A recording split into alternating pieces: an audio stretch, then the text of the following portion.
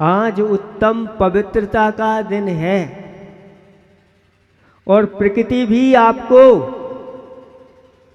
रात से ही पवित्र कर रही है, इस धरती को पवित्र कर रही है और बता रही है कि उत्तम शौच धर्म ऐसी पवित्रता का ये धर्म है। क्योंकि प्रकृति भी बहुत बड़ा उपदेश देती है और ये आपकी परीक्षा का समय रहता है, उसमें पास हो गए तो भगवान कहते हैं कि तुम्हें 101 नंबर दिए। पेपर तो 100 का था, कभी मिले आप लोगों को 100 का पेपर हो और 101 है? कई बार ऐसा भी होता है कि 2 डबला मिल जाते हैं। कई लोग होते हैं, कहीं क्या मिला तुम्हें परीक्षा में, तुम कहते 2 डबला मिले। ऐसे डबला जो खाली है, जिनका कोई अर्थ नहीं। डबला कैसा भी हो, अगर बाहर से शुद्ध है डबला और भीतर क्या भरा है, भीतर अशुद्धि भरी है, तो क्या होगा। इसलिए आचार्य भगवंतों ने कहा कि आज बाहर की पवित्रता का दिन नहीं, भीतर की पवित्रता का दिन है। क्योंकि जो भीतर से अपवित्र होता है उसकी क्या दशा होती है। आप सुन रहे हैं 3 दिन से उस धन्य कुमार की कथा, जो मुनिराज उसके पूर्वभाव को बता रहे हैं कि उसने ऐसे स्थान पर जन्म लिया, मनुष्य होकर के अनेक दुखों को सहन करता हुआ आया और जिस परिवार में जन्म लिया उस परिवार में जन्म लेते ही उस परिवार का पुण्य क्षीण होने लगा, परिवार भी क्षीण होने लगा, धन संपदा भी क्षीण होने लगी, उसका इस वैभव सब कुछ क्षीण होने लगा।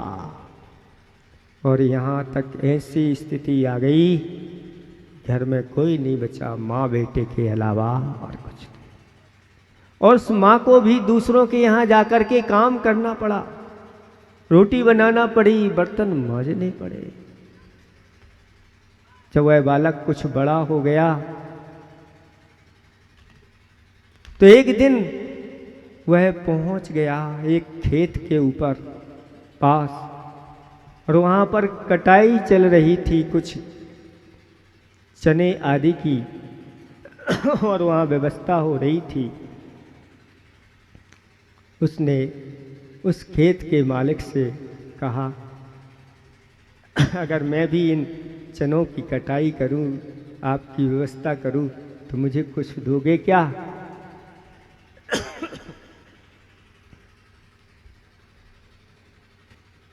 तो वह मालिक कहता है कि देखो, पूछा तुम किसके पुत्र हो? मैं उनका पुत्र हूँ। ओहो, जिनके यहाँ मैं काम करता था, नौकर था, आज उन्हीं का पुत्र मेरे खेत पर इस प्रकार से काम करने के लिए आया। और दया आ गई, हाँ तुम्हें मिलेगा, अच्छे से करो। और कार्य में लग गया। शाम को सब मजदूरों के लिए बदले में चने दिए गए। जब वह बालक आया तो उसके लिए उन्होंने विचार किया, ये हमारे मालिक का बेटा है, आज इसकी दशा ऐसी है। कर्म की बड़ी विचित्रता है। कहा है कि जो बेर बेर खात थे वे बेर बीन खात हैं, जो बेर बीन खात थे वे बेर बेर खात। इस ये धन संपदा जो है ना, ये धर्म की चेरी है, पुण्य की चेरी। धन संपदा तभी तक रहती है जब अपने पल्ले में कुछ पुण्य रहता है, कुछ धर्म रहता है। और ये धर्म और पुण्य छीण हो जाए तो संपदा, उस संपदा की सवारी क्या है पता है आप लोगों को? पता करना वह किस पर अपनी सवारी करती है। कहते हैं उसकी सवारी है उल्लू। अगर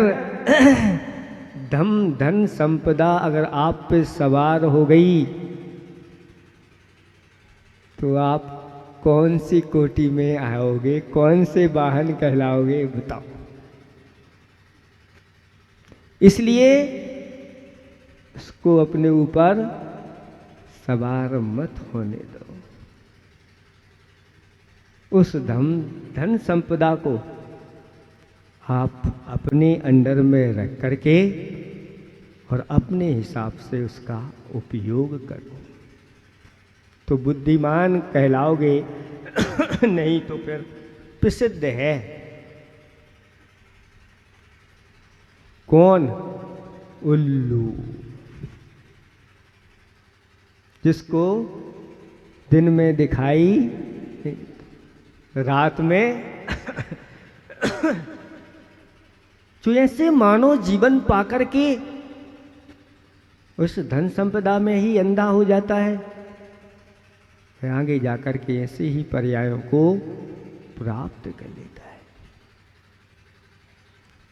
उसने कुछ धन, स्वर्ण असरफियां ऐसे उस बालक के हाथ में रख, थैली रखती है और जैसे भी स्वर्ण असरफियां उसको दी गई, वह कहता है ये क्या कर रहे हो? सबको तो चने बांट रहे हो और मुझे अंगार दे दिए। क्या लग रहे हैं? पाप, तीव्र पाप कर्म का उदय होता है। किसी के हाथ में सोना भी वह अंगार बन जाता है, कोयला बन, कोयला दिखता है उसको। आप चाहो किसी की मदद करना, अगर उसका पुण्य नहीं है, आप कितनी भी मदद कर लो, वह कोई सार्थक नहीं होगी, कुछ नहीं होगा। पल्ले में कुछ पुण्य भी चाहिए। एक व्यक्ति आ गया रोते हुए फटे हाल महाराजों के पास, अपनी वेदना सुनाई। महाराज बहुत बुरे दिन चल रहे हैं, कुछ कृपा हो जाए आपकी। तो महाराज कहते हम क्या कृपा करेंगे, हमारे गुरुदेव बैठे हैं, चलो उन्हीं के पास, क्योंकि वो तो थोड़ा सा किसी को इशारा कर देंगे, करोड़ों लाखों मिल जाएंगे, व्यवस्था आपकी हो जाएगी। और आचार्य श्री के पास उसको ले गए। महाराज तो दूर किनारे बाहर खड़े हो गए और कहा जाओ। आचार्य श्री से पूरी अपनी, आचार्य श्री के पास उसने अपनी पूरी वेदना रख दी। आचार्य श्री बहुत स्थिति खराब है, आपकी कृपा हो जाए सब अच्छा हो जाएगा। आचार्य श्री ने कहा अच्छा ऐसी स्थिति है तो कुछ खाने पीने की तो व्यवस्था होगी कि नहीं? हाँ, थोड़ी खाने पीने की व्यवस्था हो जाती है। तो आचार्य श्री ने कहा उसी में से कुछ दान किया करो,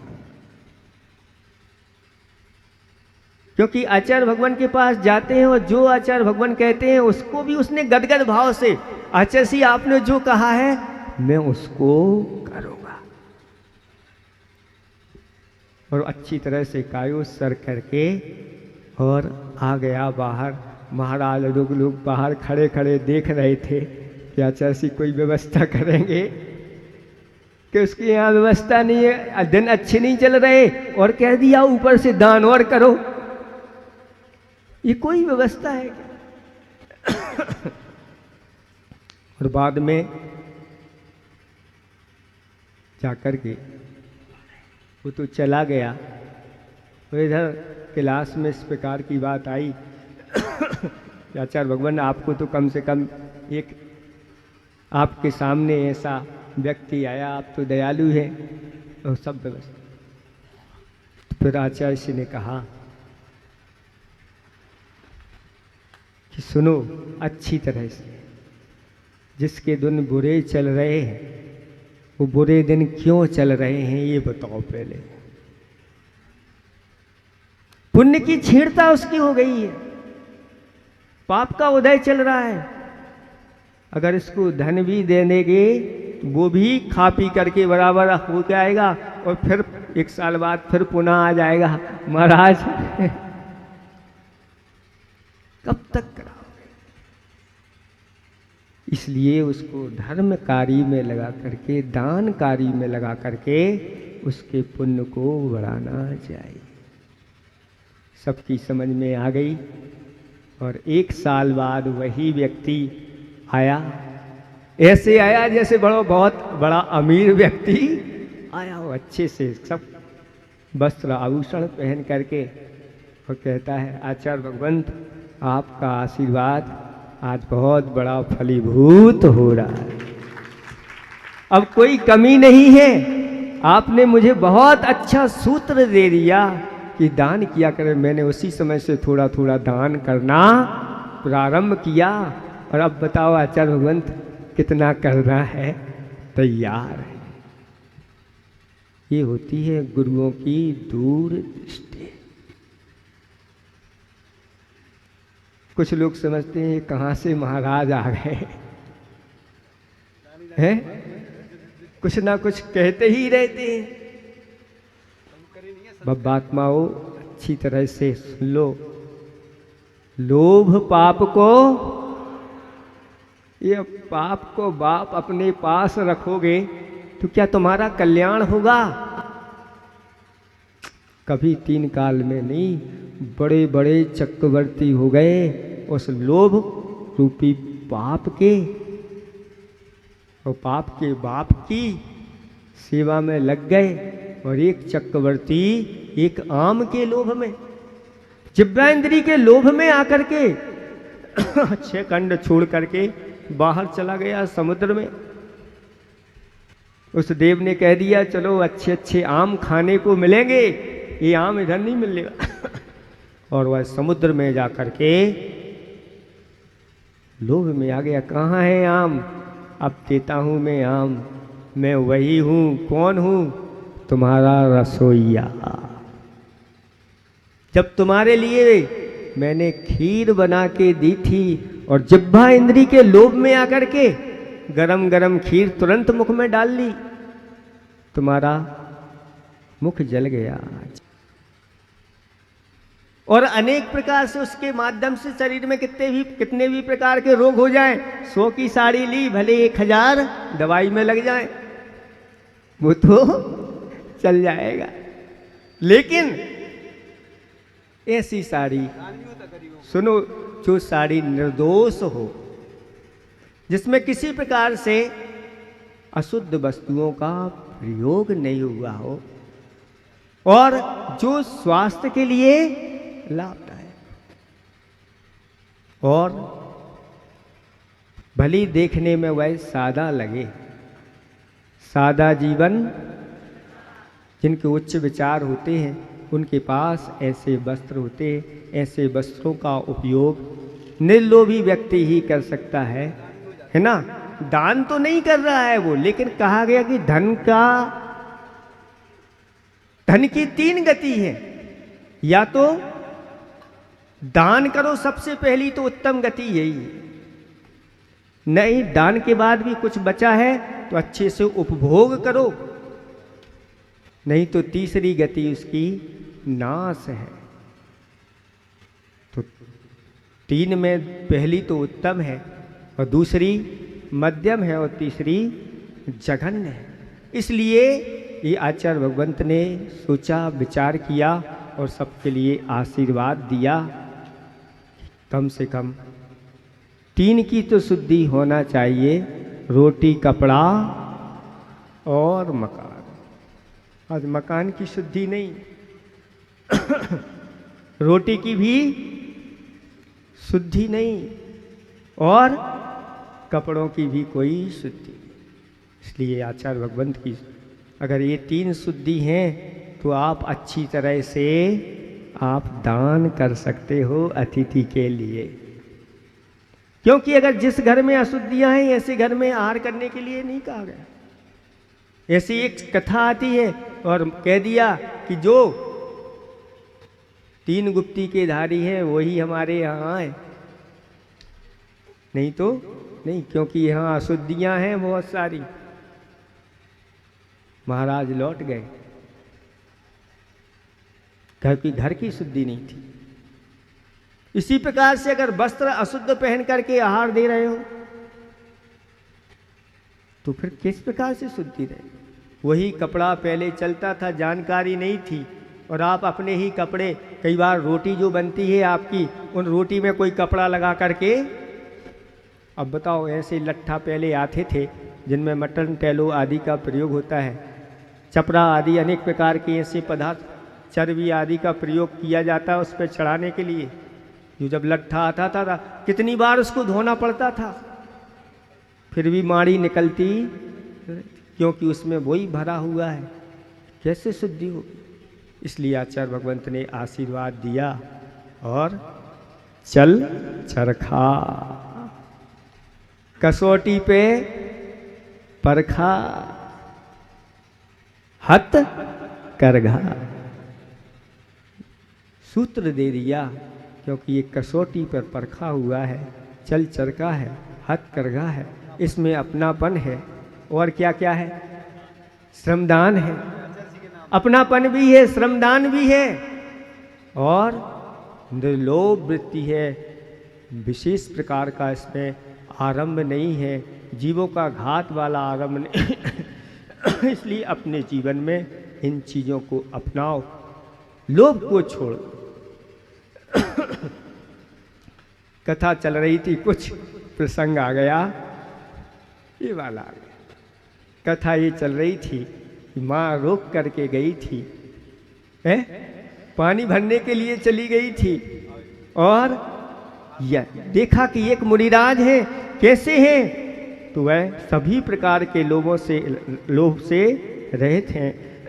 यानी जिनके पास ममता ममकार आदि लोभ नहीं है, प्रिय वस्तु पाने का भी लोभ नहीं है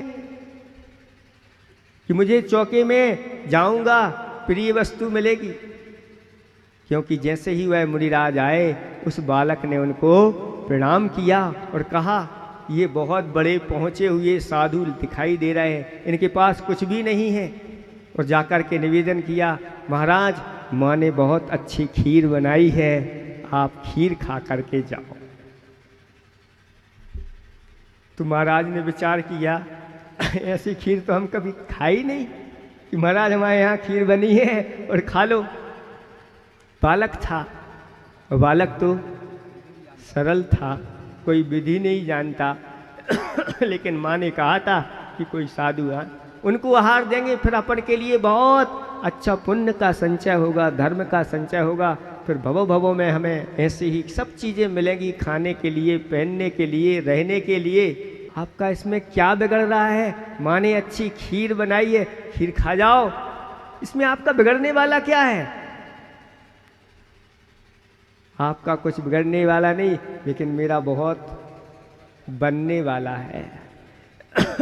इसलिए आप वह जिद करने लगा। उस बालक को देख करके महाराज के अंदर भी करुणा भाव उत्पन्न हो गए, दया के भाव हो गए कि बालक इस प्रकार से अहिंसा परमो धर्म की।